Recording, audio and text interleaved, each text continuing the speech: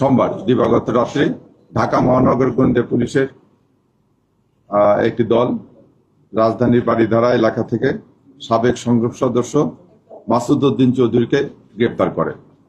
গ্রেপ্তারকৃত মাসুদ উদ্দিন চৌধুরীর বিরুদ্ধে ফেনী জেলায় 6টি, ঢাকা মেট্রোপলিটন এলাকায় 5টি, মোট 11টি মামলার তথ্য এই পর্যন্ত আমরা পেয়েছি।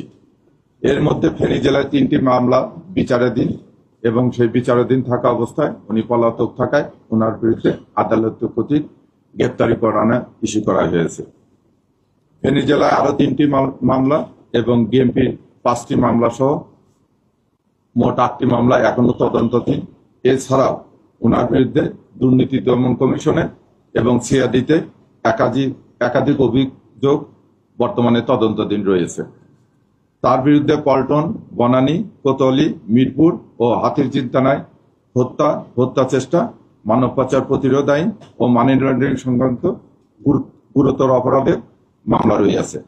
প্রাথমিকভাবে তাকে ডিবির তদন্তাধীন পল্টন থানার একটি মামলায় গ্রেপ্তার দেখিয়ে বিজ্ঞ আদালতে প্রেরণ করে 5 দিনের রিমান্ড চাওয়া হচ্ছে।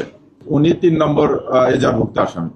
মোট 101 জন আসামি আছে, তার বিরুদ্ধে তার মধ্যে উনি হচ্ছে 3 নম্বর এজাহারভুক্ত আসামি। আমরা অনেকদিন হলেই করতেছি, আমরা সকলের সহযোগিতায় গতকাল নিশ্চিত হয়েছি যে উনি বাড়িধারায় ওনার বাসায় অবস্থান করতেছে। সেখান থেকে যে ডিবি টিম, গুলশান এবং ক্যান্টনমেন্ট থানার অন্যান্য টিম সহ আমরা তাকে নিয়ে এসেছি। না, আমরা যে পার্টিকুলার, আমরা তো ধরেন তদন্ত করি, আমাদের যে পার্টিকুলার মামলা হয় সে মামলার বিষয়ে মামলায় ওনার সংশ্লিষ্টতা কতটুকু ততটুকু আমরা নিয়ে এসে থেকে। আর তবে আমি আপনাদেরকে নিশ্চিত দিচ্ছি ঢাকা মহানগর গোয়েন্দা পুলিশ তথা বাংলাদেশ পুলিশ মানে গণতান্ত্রিক ধারা অব্যাহত রাখার জন্য এবং ন্যায় বিচার নিশ্চিত করবে, সকল রকম অন্যায় অবিচারে যথাযথ বিচার নিশ্চিত করবে, এটা আমরা করব।